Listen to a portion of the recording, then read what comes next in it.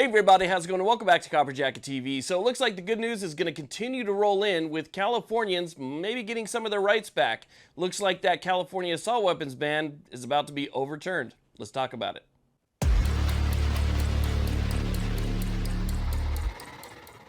Hey everybody, I just want to let you know I really appreciate you watching these videos. It means a lot. If you wouldn't mind, hit that thumbs up button, hit that subscribe button. It would help me out greatly. And also check out the main sponsor of this channel, which is the USCCA. Absolutely the best membership you could ever have in your wallet with self-defense, liability insurance, and more. So check out the USCCA. Let's get to it.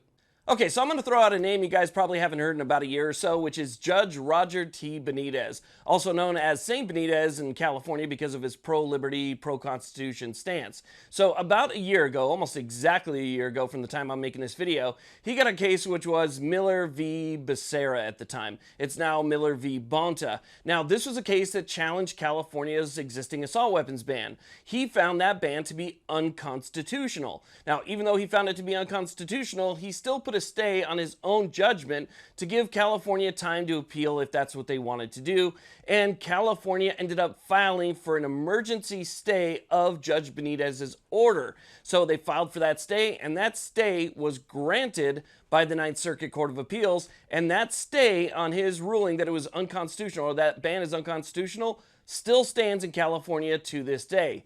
Now, fast forward to the NYSRPA v. Bruin case out of New York that the Supreme Court recently ruled on.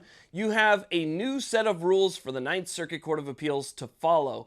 So the new rules basically say that the Ninth Circuit Court of Appeals must abandon their previously used two-step process, which is how we got all of the previous infringements in California, and they now must use the text, history, and tradition approach to come up with their decisions. So the text, history, and tradition approach is what Judge Roger T. Benitez previously used when he came up with his decision in the original Miller v. Becerra, again now Miller v. Bonta. So now the FPC is saying that stay that was granted to California on Benitez's order needs to be overturned because it doesn't hold water given the previous two-step approach that the Ninth Circuit wanted to use. If the Ninth Circuit used history, text, history, and tradition, then there is no way that California would win, and so they don't have the same standing that they might have had the Ninth Circuit actually gone ahead and used the two-step approach. And so it has to go back down to Benitez's order. If that happens and they're able to basically overturn that stay, it means that California's current ban is over. It's done. That's it. It's finished. Finito. It's gone. That means that Californians can finally have what just about everybody else in the rest of the country can already have. Now, I understand in California there's like this hold off, right, where people don't want to, they hear these things and they don't want to get excited for them because every time they get excited for them, something happens and the Ninth Circuit ends up rolling over them. And so they just kind of wait to see what's the final outcome. Just let me know when it's all finished. But one thing you have to remember about this is that the Supreme Court has told the Ninth Circuit that you did it wrong. This is the way that you need to approach things when it comes to our rights. You can no longer use the same approach that you were using in the past. So that two-prong approach is pretty much null and void. And like I said before, it was that two-prong approach or two-step approach that got Californians all of the infringements that they're currently seeing today. So without that and having to apply text, history, and tradition, there's no other way to look at it other than that ban needs to be overturned. So again, while it's not the end, it's not finished, it's not over, there's still stuff that needs to happen, obviously.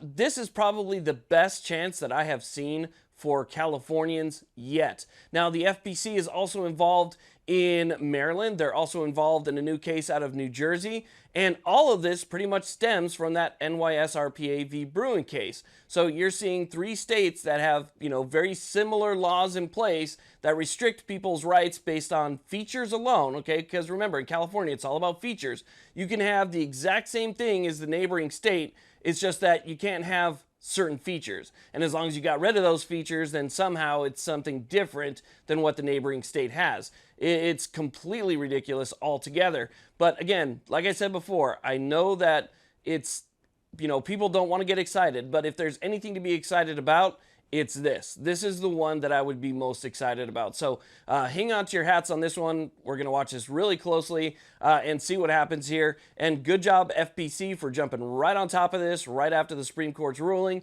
And good job for FPC, again, jumping in other states like New Jersey and Maryland and trying to help those people out as well. Sorry, I kind of forgot how to talk here towards the end. It's about 3 o'clock in the morning, but I wanted to make this video because I felt like it was important. So I want to thank you all very much for watching. If you haven't done so already, please hit that like button. That subscribe button helps me out a lot. And you guys have a great day.